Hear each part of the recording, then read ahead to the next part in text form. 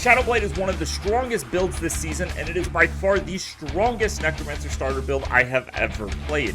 This build comes online so easily, and it does absolutely ridiculous amounts of damage. This is going to be one of the top clearing builds in the entire season, and it is by far Necromancer's strongest build, and it's really not even close.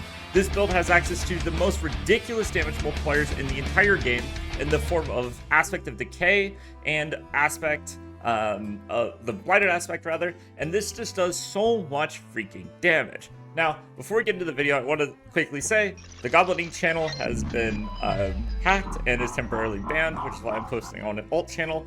So, but I still wanted to cover Necromancer, okay? I wanted to show you guys this build, so please like the video, leave a comment, sub. I'm going to be posting here until we manage to get our account back. We're currently working with Google, and hopefully we'll have it back soon. But anyway, let's talk about this build, because I want to teach you guys how to play this. I am already absolutely blasting Torment 4. I'm already absolutely obliterating Torment 4 pinnacle bosses. I am just destroying everything in the entire game. And this season just just started like 15 hours ago. So we are just crushing everything. It is just so easy. And I'm going to teach you guys how to play this ridiculous build. So let us start by talking about the main scaling component of this build, which is the damage multiplier on Shadowblight.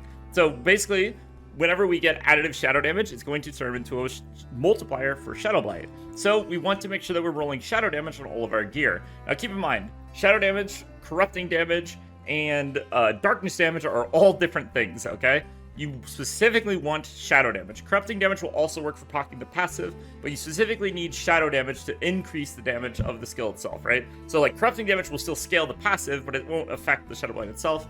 But the shadow damage rolls will. So you're going to be looking for shadow damage tempering rolls on all of your gear that can roll it until you have it completely maxed out. This is really important. We're also going to be able to slap on purple gems into our weapon, because this damage over time roll does, for whatever reason, proc it. So you can also slap in purple gems into your weapon in order to get to scale it up. Now in the late game version of the build, we're going to be able to drop these for other things, but for now it's a really good way to scale it. And we also need to talk about the two most important aspects that are going to make this build work. And what's crazy about this build is it just needs so little. Like, literally, I just got the two aspects, and I was already absolutely obliterating Torment 1 when we got there. And then, when I got the Ebon Piercer, we jumped from, like, Torment 1 to, like, easily clearing Torment 2. And then, with the Bloodmane Breaches, I jumped pretty much from Torment 2 straight to Torment 4. I was in Torment 3 for a bit, but it was just, the progression is just so crazy. So let's talk about these two aspects. So the first one is Aspect of the Decay, which I'm currently playing on a two-handed weapon. And this aspect is going to give us a stacking damage multiplier that's going to stack up to 500% multiplicative damage with Shadowblight. And then we are also playing the Blighted aspect, where every single time Shadowblight procs, it's going to be increasing its own damage by 35% against that one target, right? So, you know, you're hitting an enemy, you proc Shadowblight, you get a 35% multiplier for the next 6 seconds against that enemy, and that keeps stacking, okay? But after 6 seconds, it gets reset, and it stacks per enemy. So if you're fighting 5 enemies, each enemy will have its own blighted count that will, you know, go up for 6 seconds and then reset. So you can see with these two aspects, we're just able to do absurd amounts of damage.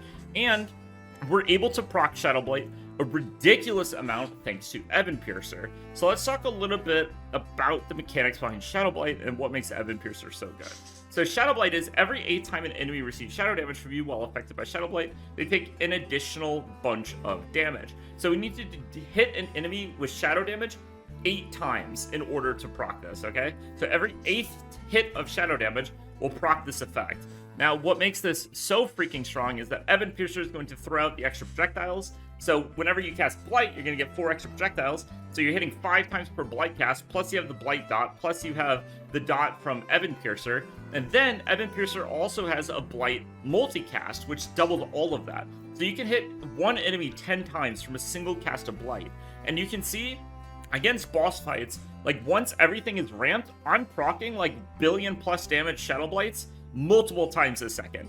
The damage is absolutely insane with this build, and this is just the beginning. This build is going to scale absolutely out of control. But today we're just going to be focused primarily on the like kind of starter guide for the build, right? Like how to play it from like 0 to hero type thing. Or from like 0 to like not really hero, 0 to like not as scrubby, I guess would be more accurate.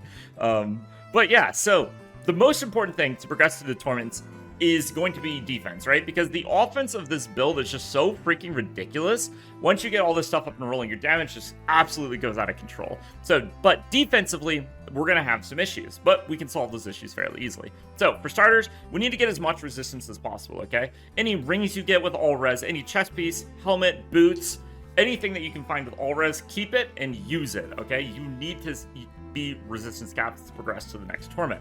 We're also going to be able to utilize the Juggernaut aspect. Now, I'm not wearing it right now. I'm instead wearing the Aspect of the Void, but if you're not armor capped, you can toss on the Juggernaut aspect, and that's going to fill out your armor very nicely.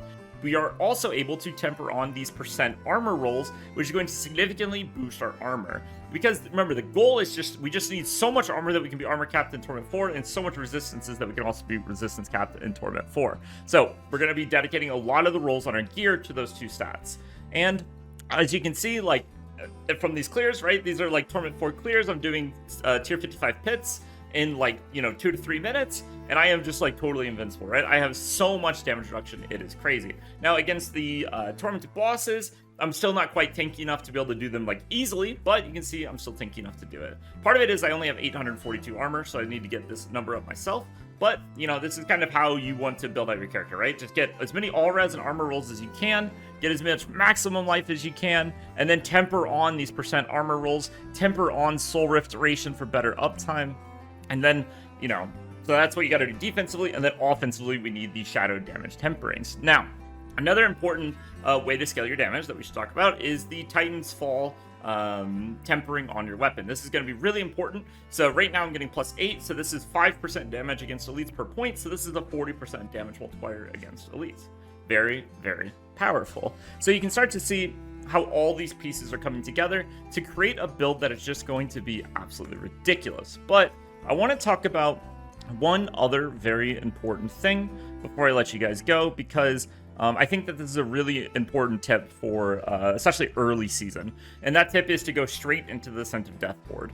This board is ridiculously good for early endgame, because this node right here has 15% damage reduction as well as a 30% crit damage multiplier, and then you also get access to this batch of nodes, which is going to have damage reduction and elemental resistance, and you end up getting, 12.5% damage reduction, as well as a load of elemental resistance, and then up here we're going to be getting extra armor. These things, this combination of defensive nodes is going to really accelerate your progression through the early torment tiers, so make sure you pick those up. But anyway, that's going to do it for my starter guide for this build. Hope you enjoyed the video. I would really appreciate it. Like, comment, sub, all that stuff. I'm going to be here for the time being until we can recover our Goblin Inc channel. Very sorry about the inconvenience, but hopefully, we can still be helpful. That's the goal. So, hope you enjoyed the video. See you in the next one. Peace.